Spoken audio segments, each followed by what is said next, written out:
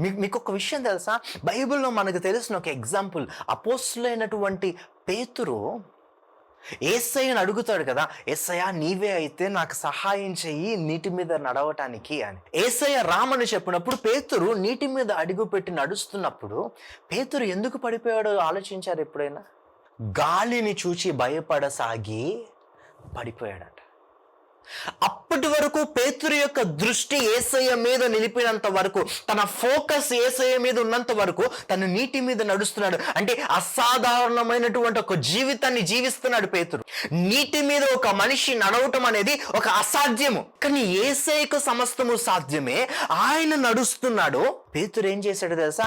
యేసయ్యను చూసి, అయ్యా నీలాగా నేను కూడా చేస్తాను, నీలాగా నేను కూడా జీవిస్తాను, నీలాగా నేను కూడా ఈ లోకంలో బ్రతుకుతాను అనేటటువంటి ఉద్దేశముతో యేసయ్యను చూసి యేసయ్యలా జీవించాలి అని ఆశపడి ప్రార్థన చేశాడు. వెంటనే యేసయ్య ఆ ప్రార్థన యాక్సెప్ట్ చేశాడు. హల్లెలూయా.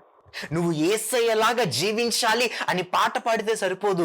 యేసయ్యలా జీవించాలి అని ఆశ కలిగి నిజంగా దానికోసం నువ్వు ప్రార్థన చేస్తే ఖచ్చితంగా దేవుడు గ్రాంట్ చేస్తాడు నీ ప్రేయర్ రిక్వెస్ట్ని.